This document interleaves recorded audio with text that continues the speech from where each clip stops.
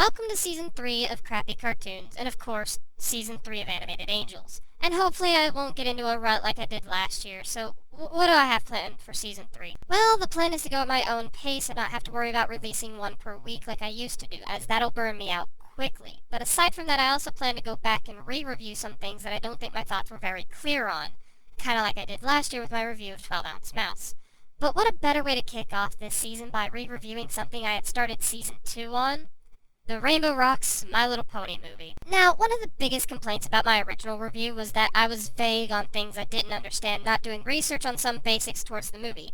This was actually on purpose. Given that I am far from what one would consider a fan of the show, the whole purpose was the review to be an outsider of the series looking into a movie that only had the fans in mind. And due to this, came to the conclusion that since the movie only had fans in mind, an outsider would be unable to walk away with anything from it. A movie can be fan service, it just needs to allow others to get something out of it as well, is basically what I'm saying. If it doesn't, then I think that's truly a testament to how good of a movie it is as a movie.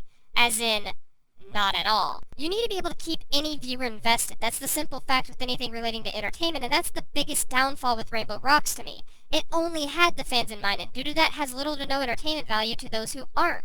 From all the references to other episodes to random cameos we're supposed to enjoy to freaking Vinyl Scratch, aka Miss Machina. Now, as for some positives, because I don't feel like I do that enough for My Little Pony, and apparently so do some of you guys. Despite the faulty writing and characters I could barely give two shits about, as a story I guess it's okay. It's not perfect, but I can at least see where it's coming from being a sequel to another movie. Despite the overabundance of references, there were a few things here and there that did make me chuckle. Of course, they were jokes that didn't need context, which I felt this movie was lacking, but at least it shows me that the writers are competent enough in writing to keep people invested. And then there's the big positive that I can give this movie. The music. Alright, look, I'm a sucker for musicals, and if you have good music, you can certainly keep me invested despite all your glaring flaws. And well, that's certainly the strength with this movie. The music is actually really great. Not one I'd buy the soundtrack for, but it's up there as some of my favorite music I've heard in a cartoon that I've reviewed.